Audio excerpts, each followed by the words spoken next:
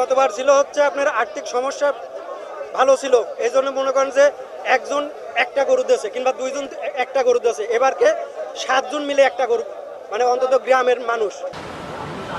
সারা দেশে কোরবানির পশু যোগান দিতে ব্যস্ত সময় কাটাচ্ছে পাবনার খামারি ও ব্যবসায়ীরা। পশুর হাটে পর্যাপ্ত পশুর আমদানি হচ্ছে, ক্রেতারাও যাচ্ছে, তবে স্বাদ আর সাধ্যের মধ্যে কাঙ্ক্ষিত পশু মেলাতে পারছে না ক্রেতারা। বিক্রেতারাও আশানুরূপ দাম না পাওয়ায় পরের হাটে ভালো দাম পাওয়ার আশায় হাট থেকে ফিরিয়ে নিয়ে যাচ্ছে পশু। এখন ওয়ালটন ফ্রিজ কিনে অনেকের মতো আপনিও হয়ে যেতে পারেন মিলেনিয়ার। সেরা পণ্যের সেরা অফার, ওয়ালটন মিলেনিয়ার।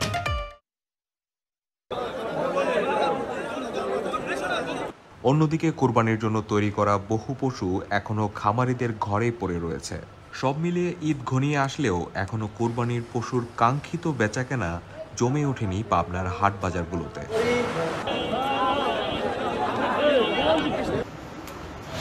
5টি গরু আছে এখন, তাতে এখন খরিদ্দার এখনো সেরকম আসতেছে না, মানে ঠুকঠাক আসতেছে অল্প বিস্তি করি, তাতে দাম যে পরিমাণে চাচ্ছি তাতে সেভাবে দাম তো মানুষ বলতেছে না কি। আর ব্যাপারীরা দাম করছে কম, কোরবানিরা যাই হোক 2-4 জন আসতেছে, 1,30,000 দাম চাইছি, ওরা দাম করছে 1,10,000, 1,00,000 এরকম।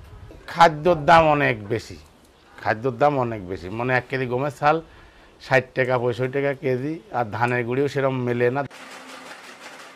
পাবনা জেলা প্রাণী সম্পদ কার্যালয় সূত্রে জানা গেছে, এবছর কোরবানির ঈদ উপলক্ষে পাবনায় প্রায় 1,74,000 গরু, 4,29,000 ছাগল, ভেড়া এবং 5,925টি মহিষ প্রস্তুত করা হয়েছে।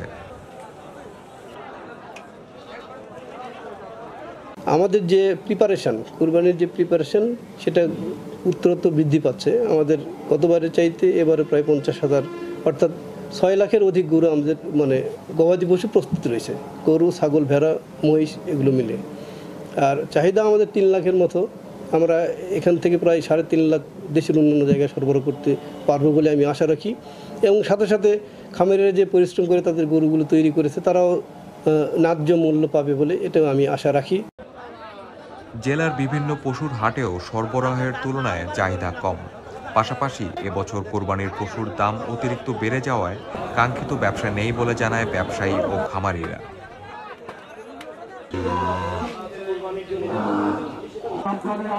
গরুটা আমার নিজের বাড়িরই কিনা না, গরুটা আমরা দাম চাচ্ছি 1,60,000, 1,35,000, 38 দাম পাচ্ছি।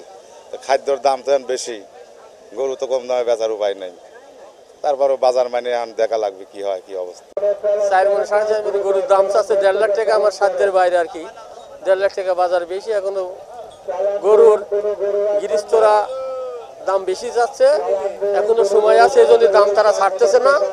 দেখা যাচ্ছে যে সামনে আরো অনেক হাট আছে, আশা করা যায় সামনে এখন কি পরিস্থিতি হয়, তবে আশা করা যায় গরুর বাজার স্বাভাবিক অবস্থায় আসবে না।